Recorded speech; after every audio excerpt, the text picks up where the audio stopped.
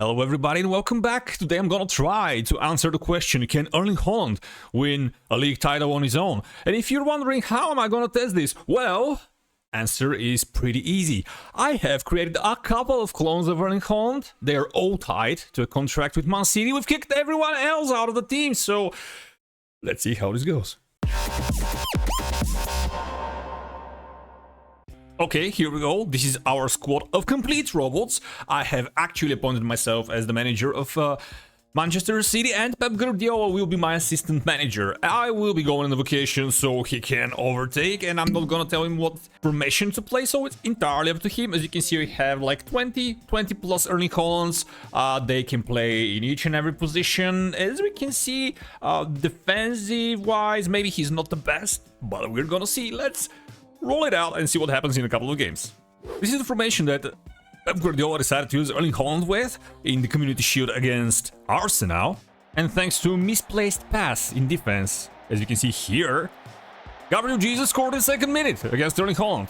15 minutes later, thanks to a good throw-in play from Earling Haaland, he managed to equalize, and it took him just 5 more minutes to score a second one on the counter.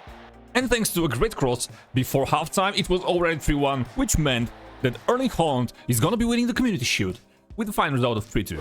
Okay, in the first 3 games, Earling Haaland actually managed to win 2 trophies. He won the Community Shield and he won on penalties against Sevilla, the UEFA Super Cup. So he's starting the season absolutely amazing with 6 goals in the first Premier League game. So let's get to Christmas and see where he's gonna be in the table.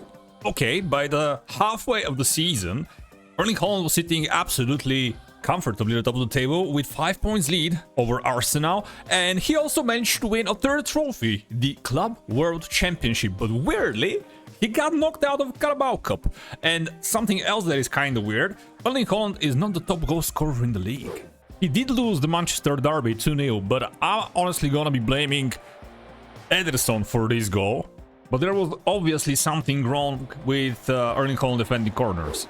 And despite the fact he actually also lost against Arsenal away 2-0 again, and this was the only 3 losses he had. He got knocked out of the Carabao Cup, he lost to Arsenal and Man United, and he drew 1 game versus Salzburg, so he's doing pretty fine. And as in real life, he was actually overperforming his XG by a mile. He was supposed to score 36 goals, but he scored 49. And the stat none of us expected him to be dominating.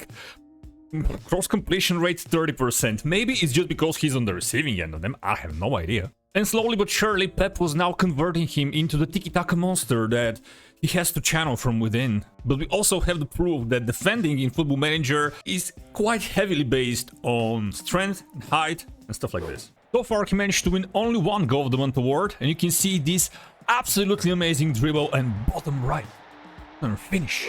And despite the fact there is 1 instance of Earling Haaland overperforming his XG by 6 and another one by 4, it's quite interesting that half of the versions of Earling Haaland are underperforming their XG. But now question is, can he actually go on and win the title?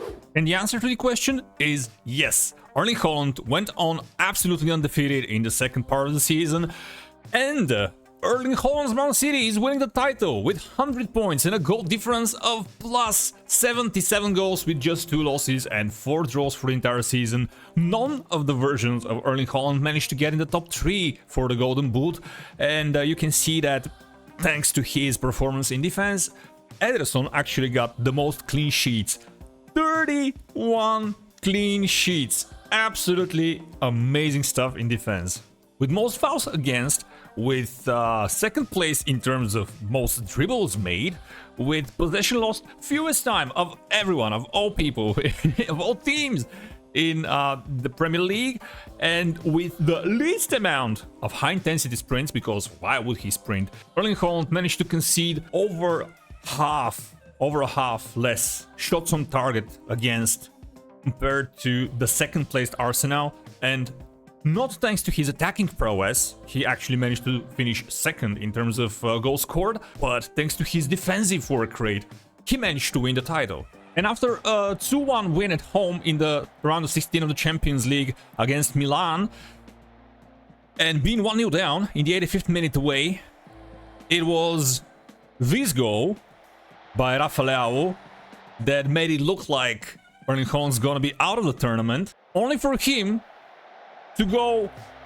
2-1 versus Milan in the 90th minute and concede in the extra time 96th minute to get kicked out of the competition. And if you ever wondered whether Earling Haaland on his own can win the title in England, whether he needs a Kevin De Bruyne, whether he needs a David Silva or Phil Foden or any of the defenders, it is now scientifically proven that he doesn't.